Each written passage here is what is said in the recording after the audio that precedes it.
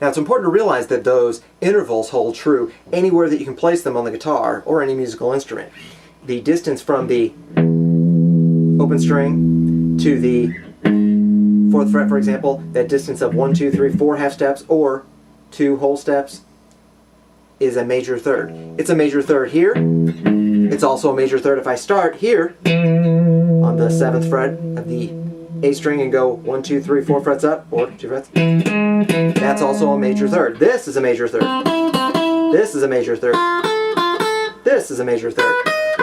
Likewise, this interval of from the open string up to the 7th fret is a 5th. 1, 2, 3, 4, 5. It's a 5th, 7 frets apart, anywhere I choose to do it on the guitar. 1, 2, 3, 4, 5, 6, 7. And then if I go from here to here, or from here, or here, 1, 2, 3, 4, 5, 6, 7. That is also an interval of a 5th.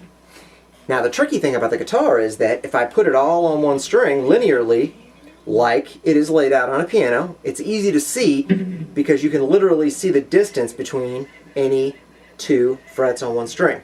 However, the guitar can play the same note in more than one place, so intervals need to be able to be seen across strings as well. Here's an example. We're going to start on the 5th fret, this A. We're going to play an interval of a 5th on the bottom E string. So, in order to play 5th, we know we have to go up 7 frets from the 5th fret. So we start on A, and then we go 1, 2, 3, 4, 5, 6, 7. That brings us up to the E at the 12th fret. 12 minus 7 brings us back to 5. So we know that this is a distance of a 5th. The interval between this note and this note is a 5th. However, we can also play this note 5 frets back, 1, 2, 3, 4, 5, and 1 string over. So instead of going A, B, C, D, E, we can also go A, B, C, D, E. So that's also a 5th. 2 frets apart and 1 string over. You can also do this. A, B, C, D, E. You can play it on the D string. So you could play it 1, 2, 3 frets back and 2 strings over is a 5th. So a 5th can be played here. Easy to see. A little bit harder to see. And then even harder to see.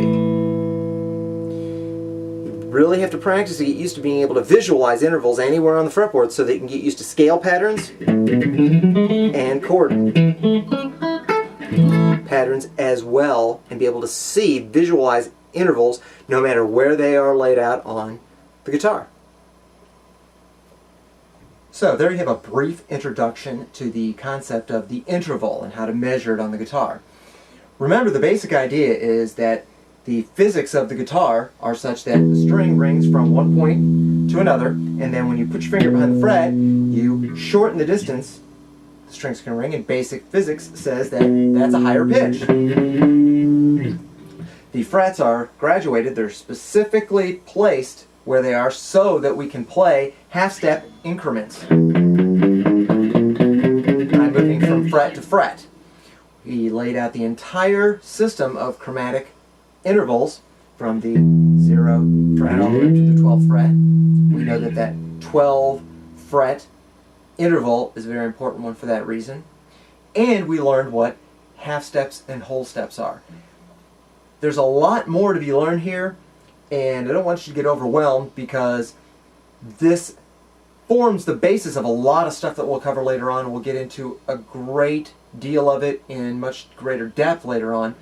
Right now, it's just important to understand that you measure the distance between notes in a term called intervals, and that you can do it by half steps, whole steps, and then you can build half steps and whole steps into other larger intervals.